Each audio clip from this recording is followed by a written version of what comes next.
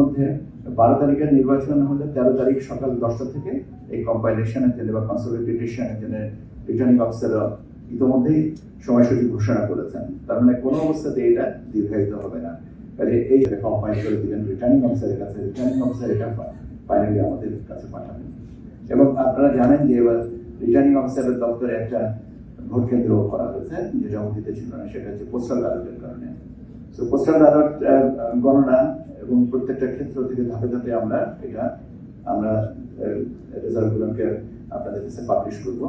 এবং এই পাবলিকেশনের জন্য রেজাল্টগুলোকে পরিচিত করার জন্য নির্বাচন কমিশনে আমরা যে দায়িত্বটা আছে আমরা রেডি করেছি। এবং ইনশাল্লাহ আমাদের বাংলাদেশ টেলিভিশন এবং বেতার থেকে আমাদের সহকর্মীরা ওখানে অলরেডি তাদের সাইট দেখে আসছেন। অন্যান্য মিডিয়ার সহকর্মীরা যারা আছেন তাদের জন্য স্টল করা আছেন। তাহলে সুযোগের অভাব নেই, কমতি নেই।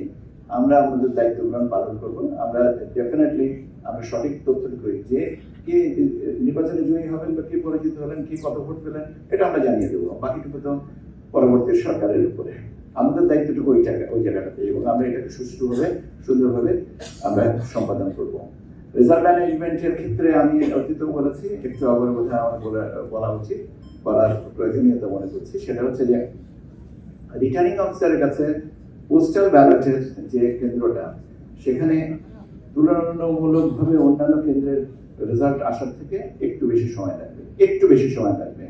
যদিও আমরা এটাকে সামাল দেওয়ার চেষ্টা করছি। তার কারণ হচ্ছে যে ওখানে ব্যালট পেপারের কাঠামোগত কারণেই একটু দ্বিতীয়বার পরীক্ষা করার বা একাধিকবার পরীক্ষা করার ব্যাপারটা থাকে। তো আমরা সেটাকে বিবেচনায় রেখে, তবে কোনো অবস্থাতেই এটা দীর্ঘায়িত হবে না।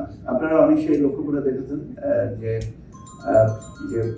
আমাদের ওখানে যে রিটার্নিং অফিসার রেজাল্ট কম্পাইলেশনের জন্য, কনসলিডেশনের জন্য, যেটা আইনের পরিভাষায় আমরা বলি কনসলিডেট করা, বিভিন্ন সেন্টারের থেকে রেজাল্ট আসবে এবং সেটা কনসলিডেট করা হবে।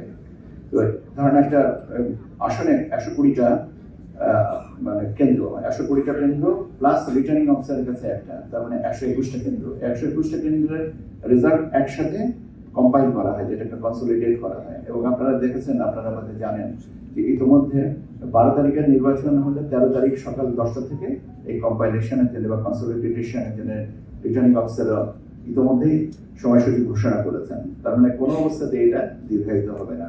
তাহলে এই